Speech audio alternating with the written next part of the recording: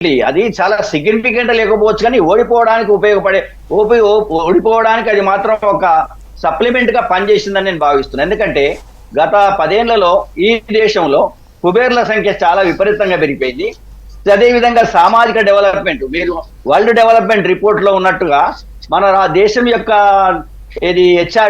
HDI human development index అనేది మోడీ గారు వచ్చినప్పుడు 128 ఉండే, మొత్తం ప్రపంచంలో 180 దేశాలు దాదాపు, మనది 128 ఉండే. ఇప్పుడు ఈ 10 సంవత్సరాల్లో 134 దిగజారిపోయింది. ఎందుకంటే సోషల్ డెవలప్మెంట్ లో ముఖ్యంగా విద్య ఆరోగ్య రంగాల్లో దేశంలో అపారమైన అది ఎక్కువ సంఖ్యలో ఉన్నటువంటి ప్రజలు, మెజారిటీ ప్రజలు విద్యకు దూరం కావడం, నాణ్యమైన విద్యకు దూరం కావడం, కేంద్రం ఇప్పుడు కాంకరెంట్ లిస్ట్ లో ఉన్న విద్యను కనీసం కేంద్రం కూడా పట్టించుకోలేదు. మన రాష్ట్రంలో కాదు, దేశం అంతా కూడా పట్టించుకోలేదు. మొత్తం కూడా ప్రైవేట్ రంగానికి వదిలిపెట్టి కేవలం మేము లా అండ్ ఆర్డర్ మెయింటైన్ చేస్తాము, జాతీయ రహదారులు వేస్తాము, ఇన్ఫ్రాస్ట్రక్చర్ డెవలప్ చేస్తామంటే ప్రజలకు కేవలం వర్కర్స్ గా మిగిలిపోయే పరిస్థితి వచ్చింది. ఇవాళ 10,000 రూపాయల జీతం కావాలంటే కూడా వాళ్ళకు లభించే పరిస్థితి లేదు. ఇవాళ బెంగాల్ కావచ్చు, మన ఉత్తరప్రదేశ్ లో కావచ్చు, సగటు కూలి ఎంత అంటే 200 రూపాయలు కూడా లేదు. ఇవాళ ఒక తెలంగాణలో కనీసం 1000 రూపాయలు 1200 రూపాయలు కూలీ దొరుకుతున్నది ఒక్కొక్క స్కిల్డ్ వర్కర్ కి. అక్కడ డెవలప్మెంట్ లేకపోవడం కూడా ఇవాళ పెద్ద సెట్ బ్యాక్ అయిందనేది ఒక వాస్తవం. కాబట్టి అది టోటల్ గా అదే ఎఫెక్ట్ కాదు, కానీ ఆర్థికేతర అంశాలను మాత్రమే తీసుకొని ఎన్నికలకు రావడం అనేది కూడా ఎప్పటికీ సాధ్యం కాదని.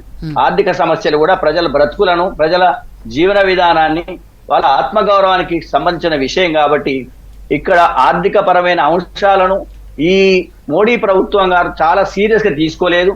అవి నెగ్లెక్ట్ చేయడం జరిగింది అనేది వాస్తవం. ధరల పోకడ కావచ్చు, అదేవిధంగా ఈ ఆర్థిక కేంద్రీకరణ కేవలం ధనవంతులకు మాత్రమే పెంచి పోషించే ఆర్థిక విధానాలు జరిగినాయి. మీకు డైరెక్ట్ ట్యాక్సెస్ అనేటివి మొత్తం కేవలం ప్రజల మీదనే భారం ఎక్కువేసింది. పిల్లలనే పేలాల మీద కూడా 12% GST వేయడం జరిగింది. అనేక అంశాల మీద కూడా, ఈవెన్ డైమండ్స్ ఎక్స్పోర్ట్స్ అయ్యే డైమండ్స్ మీద GST తక్కువ ఉన్నది. ప్రజలు నిత్యావసర వస్తువుల పైన GST ఎక్కువ ఉండడం అనేది చాలా అభ్యంతరకరమైనటువంటి ఆర్థిక విధానం. అదేవిధంగా ఇన్కమ్ ట్యాక్స్ కూడా కార్పొరేట్ ట్యాక్స్ తగ్గించారు, ఇన్కమ్ ట్యాక్స్ మాత్రం 30% తీసుకుపోయింది. కాబట్టి ఈ రకమైనటువంటి విధానాలు కూడా ఇలా ప్రజలు వాళ్ళ మనసులో పెట్టుకొని ఆలోచించండి. 10 ఏళ్ల నుంచి కూడా ఇదే తిరోగమన ఆర్థిక విధానాలను ప్రవేశపెట్టిందనేది ఇప్పటికైనా నేను ఎందుకు చెప్తున్నా అంటే, మోడీ గారు మరొకసారి ఈ 11వ సంవత్సరం బడ్జెట్ ను మళ్ళీ ప్రవేశపెట్టడానికి వాళ్ళకే అర్హత ఉండొచ్చు ఇప్పుడు, ఎందుకంటే కూటమి అనేది గెలిచిందని చెప్తున్నారు కాబట్టి. మరి ఇప్పటికైనా ఆర్థిక విధానాలను ప్రో పూర్ ఉండాలి, ప్రో రిచ్ ఉండకూడదు. రిచ్ వాళ్ళకి ఇచ్చేటువంటి ఆ ప్రాధాన్యత కంటే ప్రాధాన్యత ఎక్కువ ఉండడం, పూర్ పీపుల్ కి ఇచ్చేటువంటి ప్రాధాన్యత పూర్తిగా దిగజార్చడం అనేది జరిగింది. మీరు విద్య పైన మన జీడిపిలో కనీసం 6-7% ఖర్చు పెట్టాలి, కానీ ఈ 2% కూడా ఇలా జీడిపిలో విద్య పైన కేంద్రం కానీ మన తెలంగాణ రాష్ట్రం కానీ ఎన్నడూ కూడా ఖర్చు పెట్టలేదు గత 10 సంవత్సరాల నుంచి. ఈ అన్ని అంశాలు కూడా ప్రజలు అనుభవించారు కాబట్టి ప్రజలు అనేక రకాల తిరోగమన విధానంలో మెజారిటీ ప్రజల యొక్క అభివృద్ధి అనేది వెనకపోయింది కాబట్టి తులనాత్మకంగా అంటే రిచ్ కొన్ను పూరుకుండేటువంటి ఆ తేడా అనేది అనేక రెట్లు పెరిగిపోయింది. కాబట్టి ఇవాళ మోడీ గారు ఎన్ని నినాదాలు ఇచ్చినా కానీ 400 పార్ అని చెప్పినప్పటికీ కూడా, లేదా ఇక్కడ ఏదో పాకిస్తాన్ నుంచి అటు యుద్ధం వస్తుంది, చైనా నుంచి ఇటు యుద్ధం వస్తుంది, అటు బంగ్లాదేశ్ నుంచి వాళ్ళు చొరబాడుతున్నారు, అవన్నీ ఎంతకాలం వింటారు? ఆర్థిక సమస్యలను పట్టించుకోకుండా కేవలం మేము ఇదే దేశాన్ని రక్షించేవాళ్ళం అని చెప్తే రక్షిస్తున్నారు కావచ్చు, కానీ ముఖ్యంగా మరి బ్రతుకు తెరువు ఎట్లా పెరిగిపోతున్న నిరుద్యోగ సమస్యను ఎన్నడూ పట్టించుకోలేదు. స్కిల్ డెవలప్మెంట్ అన్నారు, అది కూడా సక్సెస్ కాలేదు. లేదా స్టార్ట్అప్స్ అన్నారు, అవి కూడా సక్సెస్ కాలేదు. కాబట్టి విద్యను, నాణ్యమైన విద్య ఇచ్చే విషయంలో మోడీ ప్రభుత్వం విఫలమైంది వాస్తవమే.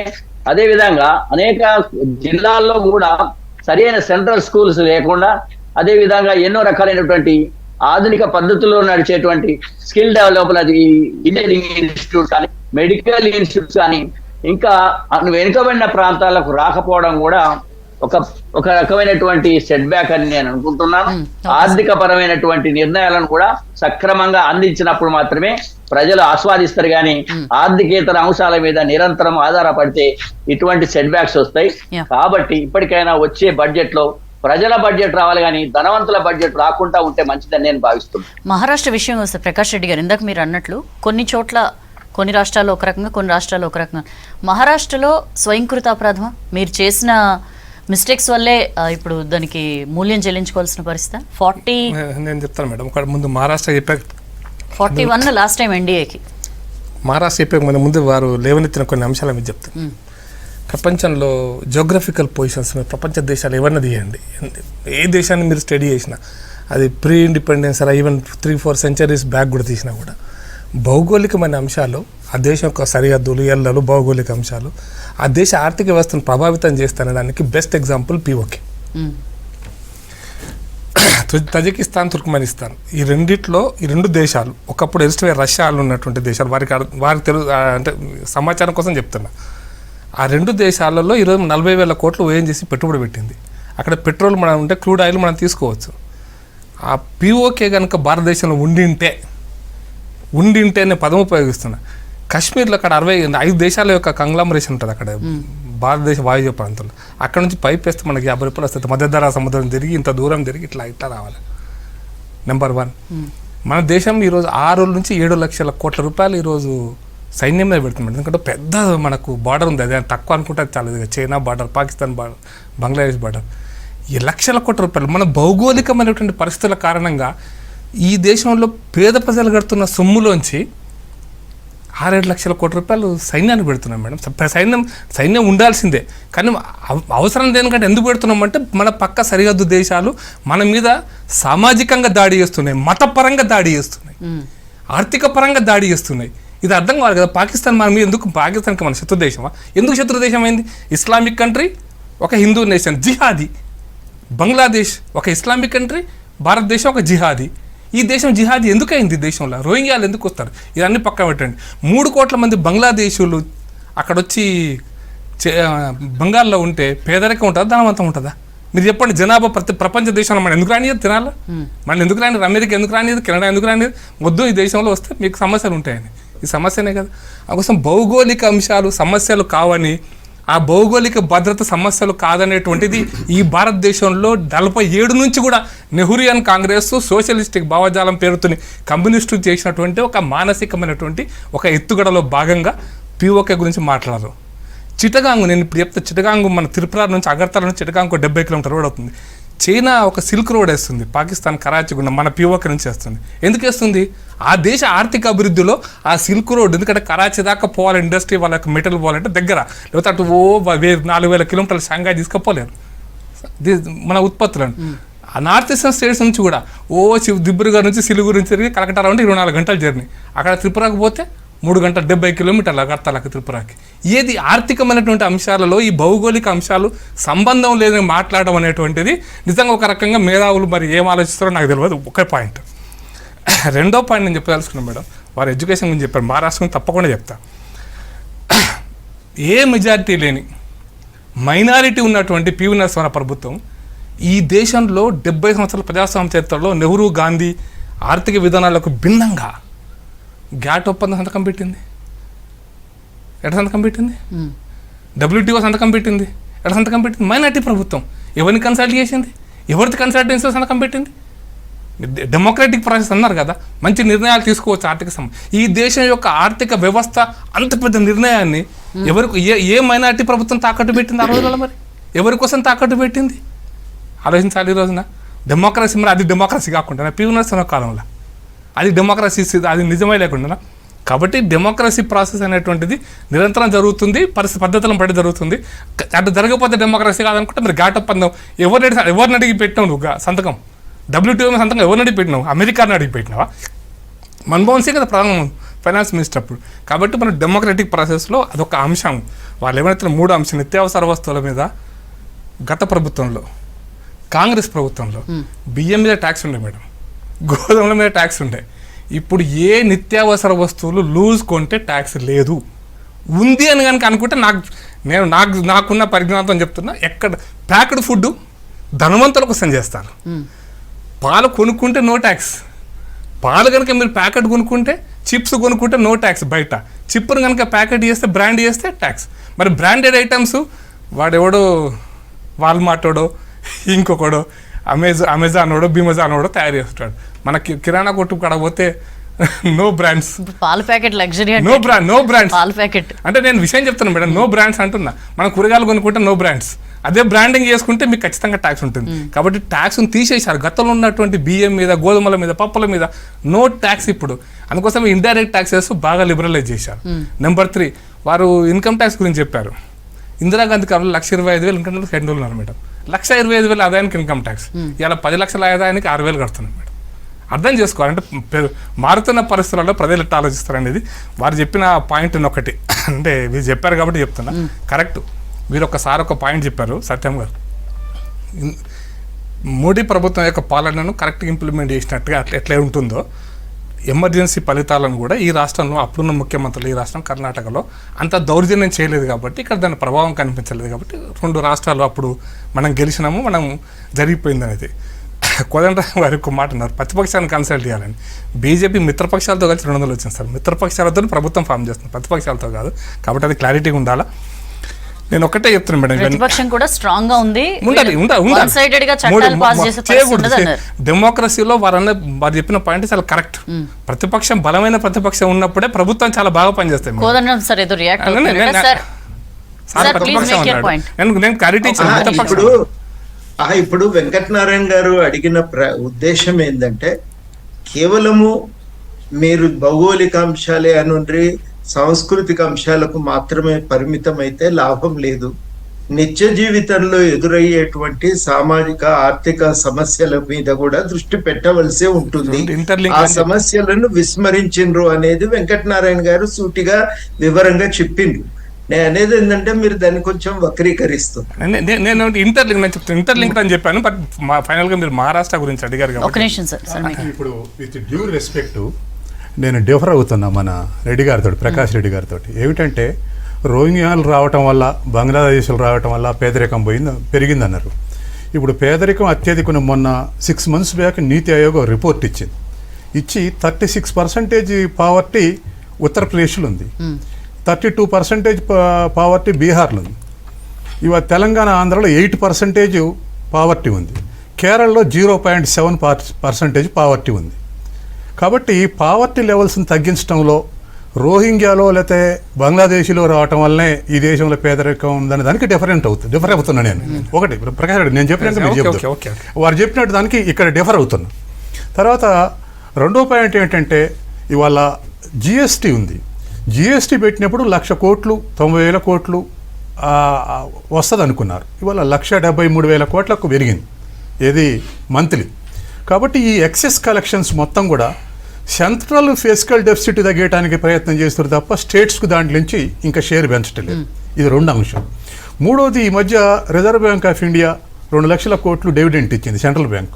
అది సెంట్రల్ ఫిస్కల్ డెఫిసిట్ని తగ్గించుకోవడానికి ఉపయోగిస్తున్నారు. తర్వాత ట్యాక్సులు పెంచితే షేర్ వస్తుంది రాష్ట్రాలకు, సెస్ పెంచుకుంటూ పోతున్నారు. గత 5 ఏళ్ళలో 4,00,000 కోట్ల సెస్ పెరిగింది. కాబట్టి అప్పీల్ ఏమిటంటే, విమర్శ కాదు, అప్పీల్ ఏమిటంటే రాష్ట్ర ప్రభుత్వాలు స్ట్రాంగ్గా లేకుండా, ఇప్పుడు 15th ఫైనాన్స్ కమిషన్ అయినా 14th ఫైనాన్స్ కమిషన్ అయినా గ్రామాలకు నేరుగా ఇవ్వాలి, రాష్ట్రాలకు ఇవ్వకుండా నేరుగా ఇస్తున్నారు. అట్లే ఇవాళ వచ్చినటువంటి ఈ ఎక్సెస్ అమౌంట్స్ అంతా కూడా రాష్ట్రాలకు ఇస్తే వాళ్ళ ఫిస్కల్ డెఫిసిట్ తగ్గిద్ది, ప్రెజర్ తగ్గుద్ది. కానీ సెంట్రల్ డెఫిసిట్ తగ్గించుకోవడానికి ప్రయత్నం చేసి వాళ్ళ రాష్ట్రాలన్నీ కాదు, whether it is BJP or Congress or any party. కాబట్టి ఈ రాష్ట్రాలు మాత్రం కుదేలైపోయి మున్సిపాలిటీల స్థాయికి తగ్గిపోతున్నాయి. బీజేపీ ముఖ్యమంత్రులు అడగకపోవచ్చు నోరు తెరిచి, కానీ అవి కూడా అదే ప్రెజర్ అనుభవిస్తున్నాయి. కాబట్టి ఆ ఆస్పెక్ట్లో ఆలోచిస్తే ఇప్పుడు వెంకటనారాయణ గారు అన్నట్టుగా నెక్స్ట్ బడ్జెట్లో ఈ ఫేవరబుల్ కండిషన్స్ ఆలోచించాలన్నటువంటి దాంట్లో ఇటువంటి అంశాలన్నీ ఇమిడి ఉన్నాయి. తర్వాత ఇన్కమ్ ట్యాక్స్ విషయానికి వస్తే, ఇన్కమ్ ట్యాక్స్ కన్నా ఇప్పుడు శాలరీ పీపుల్ 5-6 లక్షల ఆదాయం వచ్చే వాళ్ళ పడే ట్యాక్స్ కన్నా వచ్చే ఆదాయం కన్నా బజార్లో పాన్ షాపులకు ఎక్కువ వచ్చే ఆదాయం ఉంది, బట్టల కొట్లకు ఎక్కువ ఆదాయం ఉంది. అంటే ఎక్కడైతే జనరేట్ అవుతుందో అక్కడ ట్యాక్స్ పడితే అందరూ సమర్థిస్తాం. తర్వాత రెండవది, the component of indirect taxes share పెరుగుతుంది. ఇండైరెక్ట్ ట్యాక్స్ యొక్క బర్డను పేదోడి మీద అదే ఉంటుంది, ధనికుడి మీద అదే ఉంటుంది. అదే డైరెక్ట్ ట్యాక్సేషన్ అయితే ధనికుల మీద మాత్రమే భారం ఉంటుంది. ఇవాళ ఇప్పుడు ఇన్కమ్ బడ్జెట్లో గత 10 ఏళ్లుగా ఈ హయాంలో 32% నుంచి ఇప్పుడు 22%కి వచ్చింది కార్పొరేట్ ఇన్కమ్ ట్యాక్స్. అలా వాళ్ళకు రెమిషన్ వచ్చింది. కానీ ఉద్యోగ వర్గాలు ఎప్పటి నుంచో ఎదురు చూస్తున్నాయి. అసలు బీజేపీ ప్రతిపక్షంలో ఉన్నప్పుడైతే మేము అసలు ఉద్యోగుల మీద ఇన్కమ్ ట్యాక్స్ ఏమో అన్నంత దూరం వాళ్ళు హామీ ఇచ్చారు. కానీ ఎక్కడ ఒక్క వెంట్రుక వాసి కూడా వీళ్ళకు ఇవ్వలేదు. కాబట్టి ఈ ఆస్పెక్ట్లో ఆలోచిస్తే ఇది బీజేపీ గవర్నమెంట్ వస్తుంది, కానీ ఈ ఆస్పెక్ట్ ఆలోచిస్తే ఇంకా కొంత డీసెంట్రలైజేషన్ పెరుగుతుంది. తర్వాత బాటమ్ లెవెల్ పీపుల్ కొంత రెమిషన్స్ వస్తాయి. తర్వాత ఇంకోటి, ఇవాళ 12 కోట్ల మంది రైతులు దేశంలో రైతులు, కానీ కార్పొరేట్ కుటుంబాలకు ఇవాళ వాస్తవం మొండిపాకాయలైన కమిషన్స్ 16 లక్షల కోట్లు ఇచ్చారు. సరే ఇవ్వచ్చు, ఎందుకంటే కొన్ని ఎక్స్పోర్ట్స్ కొన్ని ఇచ్చే ఉంటాయి, కొన్ని ఇంపోర్ట్స్ కొన్ని ఇచ్చే అటువంటివి ఉంటాయి. కానీ మీరు రియాక్ట్ అవుతారు కానివ్వండి. అయితే ఇప్పుడు ఒక వైఎస్ రాజశేఖర రెడ్డి ఉన్నప్పుడు 1,60,000 కోట్లు మాఫీ చేశారు నేషనల్ గవర్నమెంట్, ఏది ఇండియా మొత్తం. 12 కోట్ల మంది రైతులకు 1,60,000 కోట్లు మాఫీ చేస్తే పెద్ద చర్చ, ఇది వ్యర్థం అవుతుంది, ఇది జనం రీపేర్ చేయరు, ఇట్లా వచ్చింది.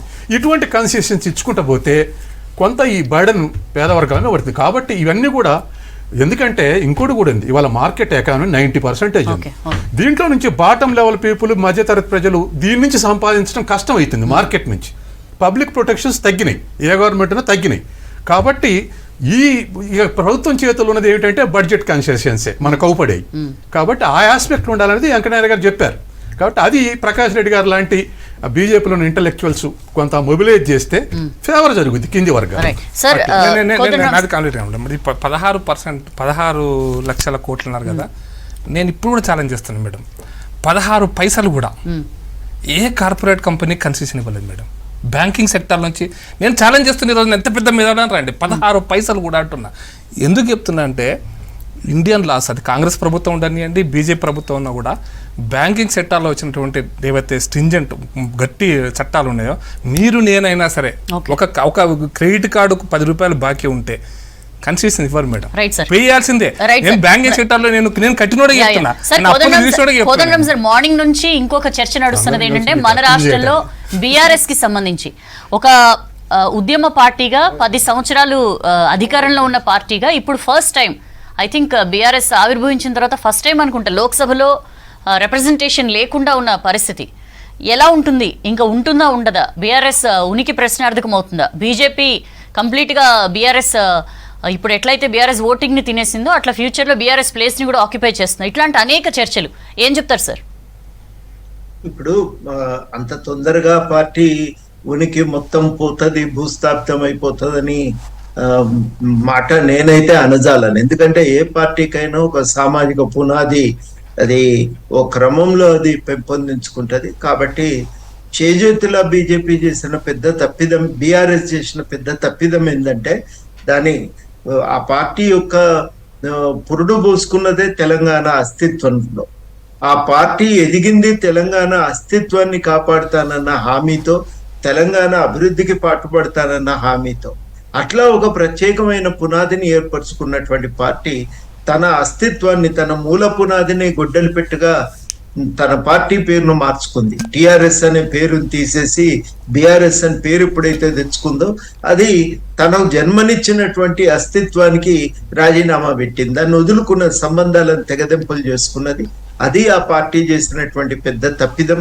ఇప్పటికైనా వాళ్ళు గ్రహించాల్సింది ఏంటంటే వాళ్ళ పునాది తెలంగాణలోనే ఉంది. తెలంగాణకు పరిమితమై ఉంటే తప్ప వాళ్ళు బతకటం కూడా సాధ్యం కాదు.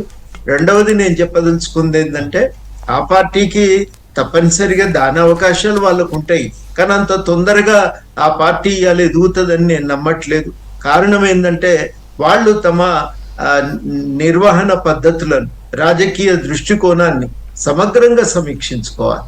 ఇది ఒక నిర్వహణలో ఒక అహంభావం, ప్రజల పట్ల ఒక తృణీకార ధోరణి అది చాలా బలంగా పెంచుకున్నారు. చిన్నమెత్తు విమర్శను కూడా సహించలేనటువంటి స్థితికి చేరుకున్నారు. వాటన్నింటికీ వాళ్ళ ఒక తప్పులన్నింటికీ కూడా, పాపాలన్నింటికి కూడా ఇవాళ శిక్ష అనుభవిస్తున్నారు. చాలా ముఖ్యం ఏంటంటే ఒక ప్రజాస్వామిక దేశంలో ఉన్న ప్రజాస్వామిక సంస్కృతి జనజీవితంలో భాగమైంది. ఆ ప్రజాస్వామిక సంస్కృతిని అలవర్చుకుంటే తప్ప వాళ్ళు నిలబడటం సాధ్యం కాదు. అందుకని ఇవన్నీ సమస్యలు ఉన్నాయి. బీజేపీ ఎదుగుదలకు ఉండే ప్రధాన సమస్యలు ఏంటంటే జాతీయ స్థాయిలో వాళ్ళు కూడా పాలక పార్టీలే. ఈ రాష్ట్రంలో ఉండే సమస్యల పరిష్కారం అనేది అంత సులువుగా అయ్యే విషయం కాదు. ఏది అవునన్నా కాదన్నా ఇంతకుముందు మహారాష్ట్ర ప్రశ్న లేవనెత్తడానికి కారణం ఏంటంటే ఆ ప్రాంతానికి అస్తిత్వం ఉంది. ఆ అస్తిత్వాన్ని వ్యక్తీకరించిన దాంట్లో ఎన్సీపీకి కానీ తర్వాత శివసేన కానీ ఒక పాత్ర ఉంది. ఆ పార్టీలను దెబ్బగొట్టడం అంటే ఆ ప్రాంత అస్తిత్వాన్ని దెబ్బగొట్టడం. అది అంత సులభంగా ఏ ప్రాంతమైనా స్వీకరించదు. ఇవాళ తెలంగాణకైనా ఒక అస్తిత్వం ఉంది. ఆ అస్తిత్వాన్ని గౌరవించటం కూడా చాలా చాలా కీలకం. ఈ ప్రాంత అస్తిత్వాన్ని గౌరవించే విషయంలో బీజేపీ ఎప్పుడు కూడా ఓ అడుగు వెనుకకే ఉంది. అది కీలకంగా అది వ్యక్తమవుతున్నది ఎక్కడ అంటే, మీ అనవసరంగా ఈ రాష్ట్రాన్ని సృష్టించారనో ఆ మాట, కాకపోతే అట్లాంటిదే ఇంకొక మాట, తల్లిని బిడ్డను చంపినరనో ఇట్లాంటి మాటలు పదే పదే అనటం కానీ, వర్గీకరణ చట్టం విభజన చట్టం ప్రకారం ఈ ప్రాంతానికి రావాల్సినవి ఇవ్వకపోవటం కానీ, ఇవన్నీ కూడా కొంత ఇక్కడ ప్రజల యొక్క ఆహాన్ని దెబ్బకొట్టినాయి. వాటిని సరి చేసుకోవటం కూడా చాలా చాలా అవసరం.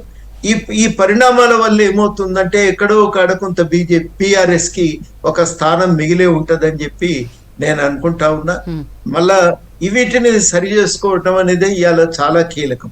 మోడీ గారు నేర్చుకోవాల్సింది ఎక్కడ సవాళ్ళు ఎదుర్కొంటారంటే ఇట్లాంటి ప్రాంతీయ అస్తిత్వాలను ఇలా స్వీకరించటం, గౌరవించటం చాలా కీలకమైంది. ఆ ప్రాంతీయ అస్తిత్వాలను గౌరవించకుండా ఇవాళ జాతీయ స్థాయిలో బీజేపీ గవర్నమెంట్ నిలబెట్టడం కూడా సాధ్యం కాదు. అది చాలా గొప్పగా వాజ్పేయి గారు నేర్చుకున్నట్టు మోడీ నేర్చుకోగలరని నేనైతే నమ్మట్లేదు. అది ఒక తీవ్రమైనటువంటి సమస్యగా ఇవాళ దేశం ముందు ఉంటది, బీజేపీ పార్టీ నాయకత్వం ముందు కూడా ఉంటదని చెప్పి నేను విస్పష్టంగా చెప్పదలిచిన. ఈ అన్ని అంశాలు చూస్తే తప్ప ఇంకా ఈ ప్రాంత రాజకీయాలకు సంబంధించి BRS పాత్ర ఏముంటది, బీజేపీ పాత్ర ఏముంటది అనే దానిపైన స్పష్టత రావటం కూడా సాధ్యం కాదు. సార్, ఎన్ఎం శ్రీనివాస్ రెడ్డి గారు, మీ అభిప్రాయం ఏంటి సార్? ఒక నిమిషం ఇస్తాం. మెదక్లో కూడా అంటే అక్కడ కేసీఆర్, హరీష్ రావు ఇలాంటి కీలకమైన నాయకులు నియోజకవర్గాలు ఉన్న జిల్లాలో కూడా 3rd ప్లేస్ బీఆర్ఎస్కి. అంటే ఎందుకు ఎక్కడ బీఆర్ఎస్ చాలాసార్లు కాంగ్రెస్ వాళ్ళు మార్నింగ్ నుంచి కూడా మన చర్చలో వస్తున్నది ఏంటంటే బీఆర్ఎస్ తను త్యాగం చేసి మరీ బీజేపీకి మొత్తం షిఫ్ట్ చేసింది, బీజేపీకి ఓట్లు వేయించింది, ఇట్లాంటి ఆర్గ్యుమెంట్స్ ఎట్లా చూడాలి? మెదక్లో కూడా ఇలాంటి పరిస్థితి. ఒక ఇంటర్వ్యూలో మాట్లాడుతూ బీజేపీ గురించి చెప్పారు కేసీఆర్ 1 or none అని, బట్ ఇవాళ వాళ్లే నన్లో ఉన్న పరిస్థితి కనిపిస్తోంది. ఇప్పుడు ఇంతకుముందు కోదండరామ్ గారు కూడా మాట చెప్పారు, ఎప్పుడైతే టీఆర్ఎస్ పార్టీ ఇక్కడ నిక్షేపంగా తెలంగాణలో రాజ్యం ఏలుకుంటూ పరిపాలన చేసుకుంటూ ఇక తెలంగాణ అయిపోయింది, నేను కావాల్సినంత అభివృద్ధి చేసేసాను, ఇక దేశంలోకి పోయి నా పనితనాన్ని చూపించుకోవాలి అనే ఒక ఆలోచన కేసీఆర్ గారి మధ్యలోకి వచ్చినప్పటి నుంచి కూడా ఆ తెలంగాణ పేరును తీసేసి భారతీయ రాష్ట్ర సమితి అని పెట్టుకున్న రోజునే మెల్లమెల్లగా తెలంగాణకు టీఆర్ఎస్ పార్టీకి ఉన్న పేగుబంధం తెగిపోతూ ఉండే. అది వాళ్ళు అర్థం చేసుకోలే. ఎందుకు అంటే అసలు కేసీఆర్ను ఆ కుటుంబాన్ని ఎందుకు భరించాలి తెలంగాణ రాష్ట్రం అంటే, ఆ రోజు ఉద్యమంలో వాళ్ళు ఒక పార్టీని పెట్టి ముందున్నారు అన్న ఒకే ఒక కారణంతో కేసీఆర్ అనే వ్యక్తిని ఏమాత్రం అర్హతలు లేని ఆ కుటుంబ సభ్యులను మంత్రులుగా పెద్ద పెద్ద పొజిషన్లో చూసుకొని సహించింది. అది వాళ్ళు అర్థం చేసుకోలేం. ఎటువంటి బ్యాక్గ్రౌండ్ లేకుండా, ఎటువంటి ట్రైనింగ్ లేకుండా, తండ్రి కేంద్ర మంత్రి అయింది కాబట్టి అమెరికా నుంచి కొడుకు వచ్చి ఇక్కడ ఎమ్మెల్యే అయి మంత్రి అయిపోయి వర్కింగ్ ప్రెసిడెంట్ అయిపోయి కాబోయే ముఖ్యమంత్రిగా నేను ఉంటానన్న ఆశలు వాళ్ళు ఏర్పరచుకున్నారు. అంటే దానికి ప్రజలు కూడా అంతో ఇంతో చూసి చూడనట్టు ఊరుకున్నారంటే ఒకటే ఒక కారణం ఏంటంటే తెలంగాణ రాష్ట్ర ఉద్యమంలో వాళ్ళది ఒక పాత్ర ఉంది అన్న ఒక ఆలోచన. ఎప్పుడైతే తెంచుకున్నారో తెలంగాణ ప్రజలకు టీఆర్ఎస్ పోయి బీఆర్ఎస్ అయి కేసీఆర్ దేశంలో రాజకీయం చేయాల్సిన అవసరం లేకుండే. దానికి కాంగ్రెస్ పార్టీ జాతీయ పార్టీ ఉంది, అలాగే బీజేపీ పార్టీ ఒక జాతీయ పార్టీ ఉంది. ఆ రెండు పార్టీలు ఈ ప్రాంతంలో బీజేపీ 1980 నుంచి ఉంది, కాంగ్రెస్ పార్టీ స్వాతంత్రం వచ్చినప్పటి నుంచి ఉంది. అంటే అవసరం లేని చోట అవసరం లేని వ్యక్తులు తెలంగాణ ఈరోజు సహించదు. అలాగే ఒక్కసారి కాంగ్రెస్ పార్టీ అధికారంలోకి వచ్చిన తర్వాత బీఆర్ఎస్ పార్టీ అధినాయకుల వ్యవహారం చూసి తెలంగాణ ప్రజలు ఒకంత ఆశ్చర్యానికి గురవుతూ ఉన్నారు, కొంతమంది అసహించుకుంటా ఉన్నారు. మిమ్మల్ని ప్రతిపక్ష స్థానంలో కూర్చోబెట్టాలని చెప్పి ఓట్లేస్తే ఆ ప్రజలే తప్పు చేసినారు. ఆత్మగౌరవంతో ఉన్న తెలంగాణ ప్రజలు, ఉద్యమాలు చేసిన తెలంగాణ ప్రజలను అవహేళన చేసేటట్టుగా టీవీ స్టూడియోలలో పత్రికా సమావేశంలో తెలంగాణ వాళ్లకు తెలివే లేదు, ఆంధ్ర వాళ్ళకు ఉన్నంత సోయి తెలంగాణ వాళ్ళకు లేదు అనే అహంకారము, గర్వము కళ్ళకు గట్టినట్టు కనబడతా ఉంది. కాబట్టి ఎక్స్పైరీ అయిన ట్యాబ్లెట్గా ఈరోజు బీఆర్ఎస్ పార్టీ కావచ్చు, ఆ నాయకులు కావచ్చు తెలంగాణ ప్రజలకు కనబడతా ఉన్నారు. ప్రజలైనా సరే అవసరం లేని నాయకులను పక్కన పెడతారు. ఎట్లయితే బీజేపీ పార్టీ మాకు అద్వానీ గారు అంటే అవసరం లేదని పక్కన పెట్టినరో, అది వాళ్ళ పార్టీ అంతర్గత వ్యవహారం అయినా సరే, ఇక్కడ కూడా తెలంగాణ ప్రజలకు ఈరోజు ఇప్పుడు కానీ భవిష్యత్తులో కానీ బీఆర్ఎస్ పార్టీతో కానీ బీఆర్ఎస్ నాయకులతో కానీ అవసరం లేదు. ఎందుకంటే భారతీయ జనతా పార్టీ ఒకవైపు ఉంది, దేశాన్ని పాలిస్తూ ఉంది. ఇక్కడ తెలంగాణ ఇచ్చిన పార్టీగా ఈరోజు కాంగ్రెస్ పార్టీ ఉంది. తెలంగాణ అమరుల ఆకాంక్షలు, తెలంగాణ ఉద్యమకారుల ఆకాంక్షలు, తెలంగాణ సమాజం ఆకాంక్షలను ఈరోజు కోదండరామ్ గారు లాంటి పెద్దలందరితో కూడా చర్చించి ఉద్యమకారులతో మాట్లాడుకుంటూ అటువైపు అడుగులేస్తూ ఉంది. మరి ఇంకొక తెలంగాణ అంశంతో వచ్చిన పార్టీ అవసరం లేదు. ఆ రూపం ఈరోజు కాంగ్రెస్ పార్టీ ఇక్కడ ఈ తెలంగాణ ప్రాంతంలో తీసుకోబోతూ ఉంది. అందుకు ఉదాహరణనే రాష్ట్ర గీతాన్ని, అంజశ్రీ గారి గీతాన్ని, జయ జయ హే తెలంగాణ గీతాన్ని రాష్ట్ర ప్రజలకు అంకితం ఇచ్చి తెలంగాణ ప్రజలు ఏం కోరుకుంటున్నారో అది చేయడానికి సిద్ధంగా ఉంది. పేరు జాతీయ పార్టీ అయిన కాంగ్రెస్ తెలంగాణ ఇచ్చిన పార్టీగా, తెలంగాణ ఆకాంక్షలను అర్థం చేసుకున్న పార్టీగా ఈరోజు టీఆర్ఎస్ పార్టీ లేని లోటును, అంటే ప్రజల మనసులో ఈరోజు టీఆర్ఎస్ పార్టీ లేదు కాబట్టి, కానీ ఆకాంక్షలను సజీవంగా ఉంచి తెలంగాణ ప్రజలు ఏం కోరుకుంటున్నారో అది ఇవ్వడానికి, ప్రజాస్వామ్యబద్ధంగా పరిపాలన సాగించడానికి ఈరోజు రేవంత్ రెడ్డి గారి నాయకత్వంలో పెద్దలు కోదండరామ్ లాంటి పెద్దలందరి సహకారంతో ఈరోజు చేయాలని చెప్పి సంకల్పం తీసుకుంది. కాబట్టి ఈరోజు సున్నా ప్రజలకు అర్థమైపోయింది. అందుకే ఈరోజు మెదక్లో కూడా తెలంగాణ ఉద్యమానికి పుట్టిగడ్డగా చెప్పుకుంటూ టీఆర్ఎస్ పార్టీ ప్రస్థానంలో అతి ముఖ్యమైన పాత్ర పోషించిన సిద్దిపేట ప్రాంతంలో మెదక్ పార్లమెంట్లో కూడా ఈరోజు ప్రజలు ఆ పార్టీని, ఆ నాయకులను తిరస్కరించారు. వాళ్ళు ఎంత అహంకారం అంటే, ఆ ప్రాంతంలో మల్లన్న సాగర్ అనే పనికిరాని ప్రాజెక్టును కట్టి వందల వేల ఎకరాల రైతుల నుంచి అక్రమంగా తీసుకొని అందరికీ ఎంతో ఇబ్బంది పెట్టిన ఒక వ్యక్తిని తీసుకొచ్చి క్యాండిడేట్గా పెడితే ప్రజలు సహించలేకపోయారు. అందుకే అన్ని రకాలుగా ఆలోచన చేసి ఈరోజు తెలంగాణ ప్రజలు ఒక నిర్ణయం తీసుకున్నారు. మాకైతే ఒక రాజకీయ నాయకులుగా స్పష్టత వస్తూ ఉంది. ఈ రాష్ట్రంలో భవిష్యత్తులో 2 జాతీయ పార్టీలే ఇక్కడ ఉంటాయి. బీజేపీ ఉంటుంది, కాంగ్రెస్ ఉంటుంది, కమ్యూనిస్టు పార్టీలు ఉంటాయి, మిగతా అవి ఉంటాయి. కానీ బీఆర్ఎస్ పార్టీ ఇక్కడ ఎట్టి పరిస్థితుల్లో కూడా మనుగడ సాగించలేదన్న విషయం మాకైతే అర్థమవుతూ ఉంది. తర్వాత కేసీఆర్ గారు ఏదైనా మాట్లాడితే తెలంగాణ ప్రజలు వింటారు. ఇంట్లో పెద్ద మనిషి ఏదైనా మాట్లాడితే సరేలే పెద్ద మనిషి కోపంతో అన్నాడు కదా అని చెప్పి ఒక ఇంత సహనంతో ఉంటారు. కానీ ఏ కాంట్రిబ్యూషన్ లేకుండా, ఏ త్యాగం లేకుండా డైరెక్ట్గా వచ్చి కుర్చీలో కూర్చున్నాం. కేటీఆర్ అహంకారపూరితమైన మాటలు, విజ్ఞత లేని మాటలు, అజ్ఞానంతో కూడుకున్న మాటలు వాళ్ళు మాట్లాడే విధానం చూస్తూ ఉంటే వీళ్ళు మారరు. తెలంగాణ సంస్కారం వీళ్ళకి అబ్బలేదు, తెలంగాణ చదువులు వీళ్ళు చదవలేదు, తెలంగాణ కల్చర్ వీళ్ళకు తెలియదు, ఇటువంటి వాళ్ళు మాకు అవసరం లేదు అని చెప్పి ఆదిలాబాద్ నుంచి అలంపూర్ దాకా అందరు తెలంగాణ ప్రజలు ఈరోజు నిర్ణయం తీసుకున్నారు. లేకుంటే ఎంత ఇబ్బందికరమైన పరిస్థితి టీఆర్ఎస్ పార్టీదంటే, ఈరోజు వాళ్ళ ఎమ్మెల్యేలే వాళ్ళు భవిష్యత్తులో మనుగడ మాకు కావాలి అని చెప్పి వాళ్ళ మండల స్థాయి నాయకులు కూడా భవిష్యత్తులో బీఆర్ఎస్ బతకదు అని తేల్చేసి బీజేపీ పార్టీకి ఓట్లేసి గెలిపించుకొని రేపు ఆ పార్టీలో మా రాజకీయ మనుగడ సాగించుకుందామని చెప్పి చాలా స్పష్టంగా ఆలోచన చేసి ఓటర్లకు చెప్పుకున్న సందర్భం మాకు తెలుసు. లేకుంటే 70,000 ఓట్లు పోయిన అసెంబ్లీ ఎన్నికల్లో మా అసెంబ్లీలో వచ్చినాయి. ఒక నిమిషం అండి. అదే ఈ రోజు చూస్తే 15,000-16,000 ఓట్లు కూడా ఈరోజు మహబూబ్ నగర్లో బీఆర్ఎస్ పార్టీకి రాలేదు. ఇక్కడ నాయకులే స్వయంగా వెళ్తున్న ప్రజలందరినీ మీరు బీజేపీకి వేయండి, మేము చచ్చిపోయినాం, ఇంకా మా పార్టీ లేదు, ఇక్కడ బతకలేదు, మీరు బీజేపీకి వేయండి అని చెప్పిన తర్వాత ఇంకా ఆ పార్టీ అస్తిత్వం తెలంగాణలో ఎట్లుంటుంది? అదే కోదండరామ్ గారు కూడా అదే మాట చెప్పారు. చాలా ప్రాంతాల్లో బీఆర్ఎస్ కార్యకర్తలు, బీజేపీ కార్యకర్తలు లేకున్నా అక్కడ కూర్చొని వచ్చే ప్రజలను లేదా వాళ్ళ ఓటు బ్యాంకుగా వాళ్ళతోటి ఉన్న అందరి వ్యక్తులను కూడా ఈరోజు బీజేపీ పార్టీకి ఇచ్చారు. అంటే ఒకటి బీఆర్ఎస్ పార్టీలో మేము ఉండము, బీఆర్ఎస్ పార్టీ ప్రజల ఆదరణ కోల్పోయేది, ఈ బీఆర్ఎస్ పార్టీని మేము భరించలేము, భరించలేమని చెప్పి వాళ్ళు నిర్ణయం తీసుకున్నారు. నిర్ణయం తీసుకున్నాక ప్రజలు ఎందుకు నిర్ణయం తీసుకోరు? ఖచ్చితంగా ఈ పార్టీ భవిష్యత్తులో భూస్థాపితం కాబోతా ఉంది. సార్, మీరు వెళ్ళబోయే ముందు ఒక చిన్న కామెంట్, ఏపీ రిజల్ట్ మీద ఏం చెప్తారు? అక్కడ జగన్ సంక్షేమ పథకాలు అన్నారు, జగన్ నొక్కిన బటన్లు ఇవేమి ఎందుకు పనిచేయలేదు? ఇంత వాషౌట్ అయిపోయిన పరిస్థితి ఏంటి? ఇప్పుడు అదేనండి, ఇప్పుడు నన్ను అంటున్నారా? మిమ్మల్నే సార్. ఒకటే అండి, ఇప్పుడు కేసీఆర్ ఎట్లా అహంకారపూరితంగా ప్రతిపక్ష పార్టీలకు విలువ లేకుండా, ప్రజాస్వామ్య పద్ధతులకు విలువ లేకుండా ఏకఛత్రాధిపత్యంగా ఇది నా రాజ్యం అని చెప్పి పరిపాలన సాగించిండో అదే విధంగా ఈయన డైరెక్షన్లోనో ఈయన శిష్యరికంలోనే జగన్మోహన్ రెడ్డి గారు కూడా అదే పని చేశారు. కాబట్టి అక్కడ విజ్ఞత గల ప్రజలందరూ కూడా తిరస్కరించారు. ఇంకొక ముఖ్యమైన విషయం, మంచికో చెడ్డకో హైదరాబాద్ రాష్ట్రం అనేది ఉమ్మడి రాజధానిగా ఉండింది.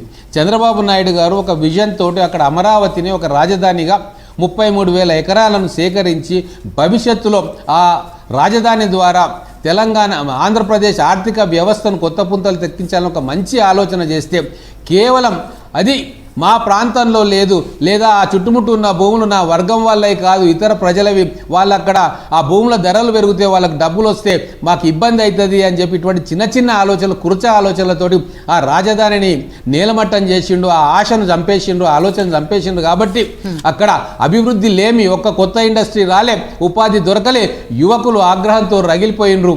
కేవలం సంక్షేమ పథకాలు లేకుంటే డబ్బులు వెదజల్లి ఇళ్లలోకి అమ్మ ఒడి ఆ ఒడి అని ఇచ్చే పథకాలతో పాటు అభివృద్ధి కూడా కావాలన్న విషయాన్ని జగన్మోహన్ రెడ్డి గారు అనుభవ రాహిత్యంతో మర్చిపోయినరు. కాబట్టి ఆ పార్టీలో వారికి దిశానిర్దేశం చేసే సీనియారిటీ ఉన్న నాయకులు, అనుభవం ఉన్న నాయకులు వారితోటి లేరు. కాబట్టి పిచ్చి పిచ్చి ఆలోచనలతోటి ఈరోజు తమ రాజకీయ భవిష్యత్తును భూస్థాపితం చేసుకున్నాడు జగన్మోహన్ రెడ్డి గారు. Okay, thank you sir. N M Srinivas Reddy గారు, thank you for your time. Prakash Reddy గారు, 2 విషయాలు.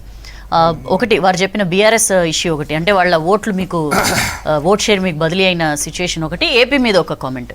మేడం, నేను ముందు మహారాష్ట్ర మీరు లాస్ట్ టైం చెప్పడం ఆగిపోయింది, వాళ్ళ ఇంటర్వ్యూ అనేది. కాబట్టి నేను గుర్తు చేస్తున్నాను మేడం, ఎవరిని ఎవరు గుంజుకున్నారు అనేటువంటిది, ఎవరి ప్రభుత్వాన్ని ఎవరు పడగొట్టాలనుకున్నారండి.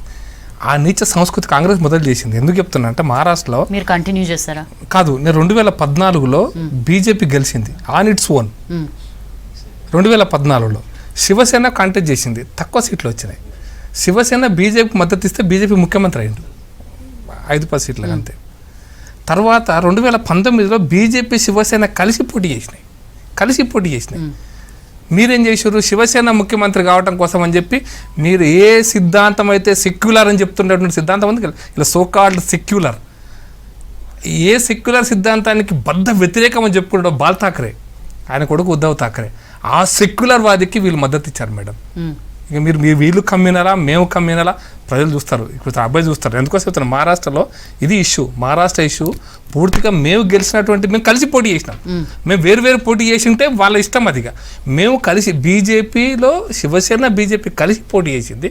కలిసి పోటీ చేసినాక శివసేన మాకు ముఖ్యమంత్రి కావాలంటే వీళ్ళు సిద్ధాంతాలలో పాత్ర పెట్టి అరేబియా సముద్రంలో తొక్కిపడేసి వీళ్ళు శివసేనకు మద్దతు ఇచ్చింది. కాంగ్రెస్ పార్టీ అధికారం కోసం అక్కడ ఏమైనా మంత్రి పదవులు వస్తే చేసిండ్రు, ఇలా సిద్ధాంతాలకి పాత్ర వేసిండ్రు కదా. మీరు కమ్యూనిస్టులు సిద్ధాంతాలు అవన్నీ ఫాలో అయ్యే సిస్టమ్ ఉంటుంది. మీరు కమ్యూనిస్టుల గురించి చెప్తున్నారు, అందుకోసం మీరు కమ్యూనిస్టులు జమ్మూ అండ్ కాశ్మీర్ లో పీడీపీతో కలవలో బీజేపీ. నేను అనుకో చెప్తాను అది కూడా చెప్తా సమాధానం. కమ్యూనిస్టులు పెట్టుబడిదారు వ్యవస్థకు వ్యతిరేకం, పివి నరసింహారావు సంస్కరణలకు వ్యతిరేకం, పివి నరసింహారావు సంస్కరణలో మూల పురుషుడైనటువంటి మన్మోహన్ సింగ్కి వ్యతిరేకం సిద్ధాంతపరంగా, వాళ్ళ యొక్క WTO ఒప్పందానికి వ్యతిరేకం, గ్యాట్ ఒప్పందానికి వ్యతిరేకం. కానీ అదే మన్మోహన్ సింగ్ ప్రధానమంత్రి కావడం కోసం ఇవన్నీ పాత్ర పెట్టి బీజేపీ వ్యతిరేకతనే ఒకటే ఎజెండాగా పెట్టుకుని మన్మోహన్ సింగ్ ప్రధానమంత్రి గారికి ట్రై చేశారు. మరి సిద్ధాంతం ఉంచుకున్నారో లేనట, ఆ సిద్ధాంతం ఆ రోజు ముందు అడ్జస్ట్ కాబట్టి మునిగిండ్రు. బట్